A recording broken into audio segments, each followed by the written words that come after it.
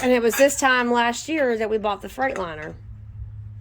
Yeah, well, I figured I had to make some money somewhere. I went out and acquired me a loan, and I was gonna buy this. Anyway, it was another Freightliner. It was only like 10 years old, and I forget what they call them things, but the other style Freightliner's got a hood, and not the Lone Star, but anyway, that's a international. But anyway, the other, the cool looking one, the one that's got the side steps on it and everything.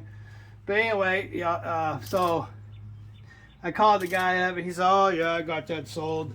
Oh, what a bummer. I said, "What's that other truck?" I seen another truck in the picture, and it was showing the back of it. He said, "Oh, that's my personal truck." I said, "Oh yeah." I said, "Well, tell me about that." He said he told me all about it. It had rebuilt motor in it,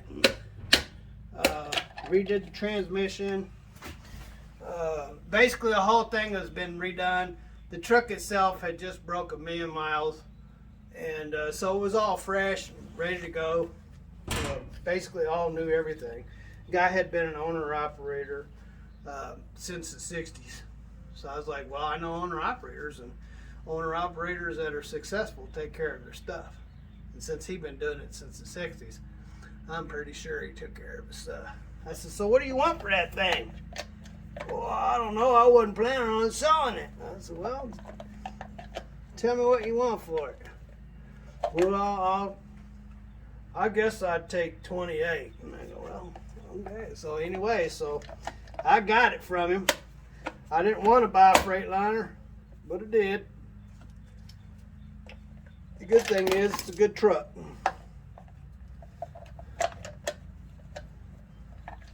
And that's what I need to make money. So I've drove the best trucks there are. I had one here. I had one that was beautiful.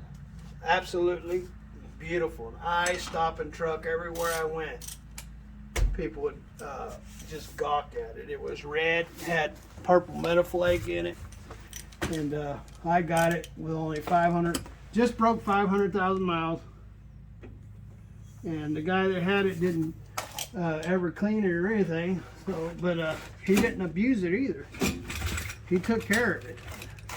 But as far as cleaning it and rubbing on it and all that, he never did any of that. So when I got it, it was an ugly truck. But I brought it home and I rubbed on it because I knew what it was. It was a diamond in the rough. And I rubbed on it and brought that thing back to showroom quality. And I'm telling you, that was a beautiful truck. The red Peterbilt. I think it was a 07. It was a 2007, yes. Yeah, it was a 07 379 Peterbilt with a C15 motor, 318, or not 318, but an 18 speed with 336 rears. And it had tan interior. I wasn't really a fan of the interior, but the truck itself, once it was cleaned up, was just a beautiful truck.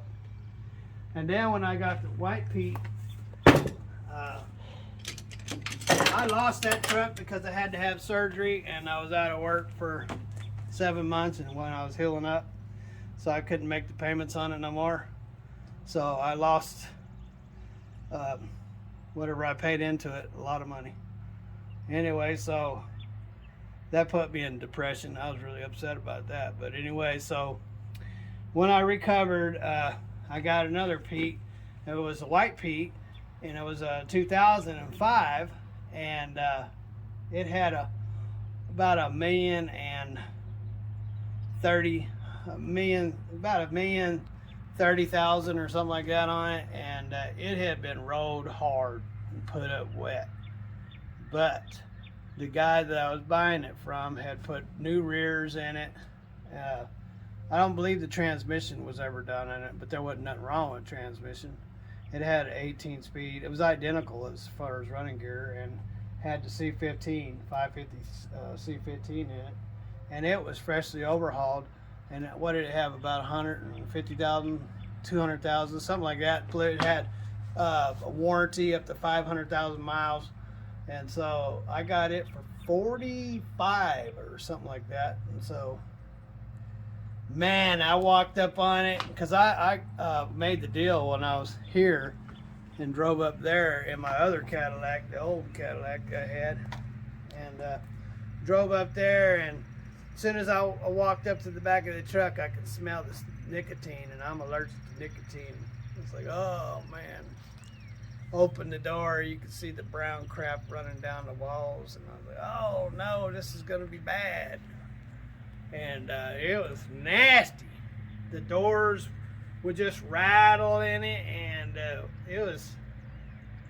clutch was bad, the starter was bad. And the reason why the starter was bad is because the clutch was bad and the springs broke in it and went and got stuck in the gear of the starter, messed the starter up. So anywho, when I first started my very first trip, my very first trip, the starter went out, and then it broke the housing on the jake brake housing. It busted that, and those have a defective bolts on them, and so it got a upgrade bolt kit put in it. And but it was under warranty. I watched them do it and fix it. And after that, I really didn't have any more problems. About 3-4 years later, I had problems with I had codes, and it was the wiring harness on the top had got hot too many times and was fragile and needed to be replaced. And I did that, and I replaced the injectors in it when it got over. Well, it had 700,000 on it when I got rid of it. Almost 800,000. I put new injectors in it, and I bought cheap injectors, and I was driving up 666 over there in New Mexico. 666?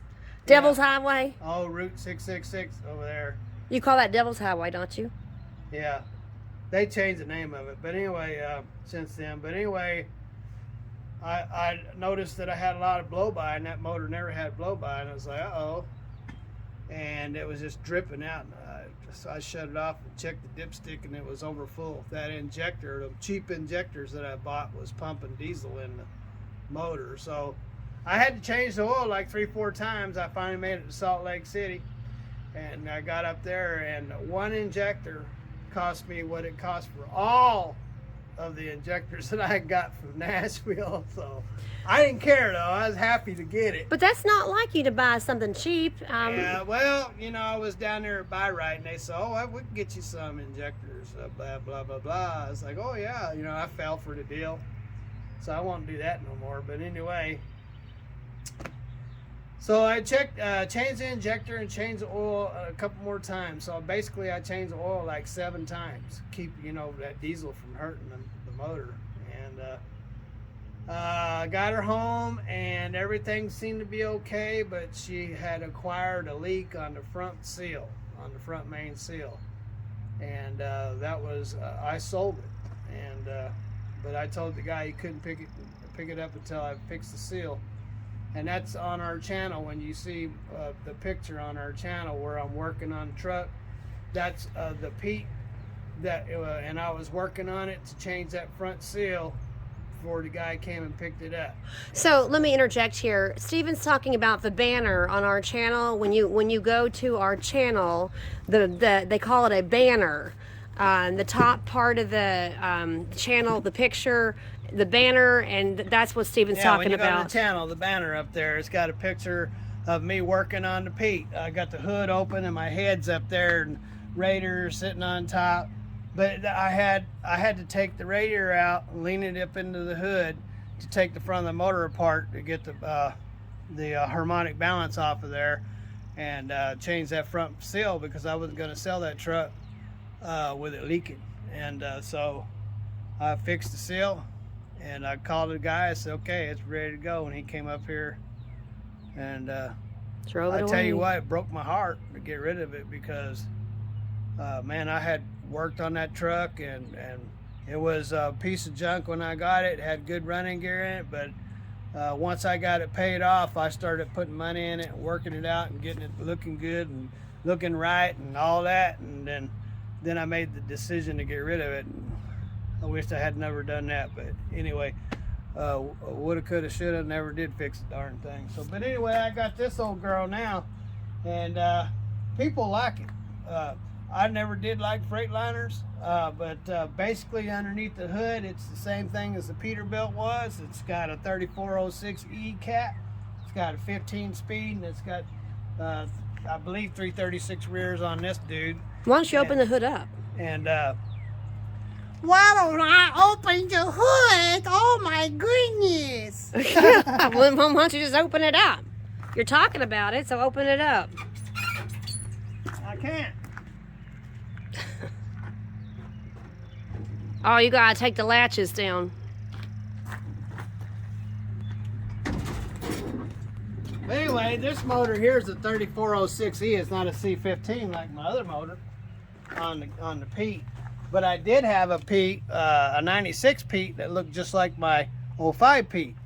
You couldn't tell them apart unless you know what you're looking at.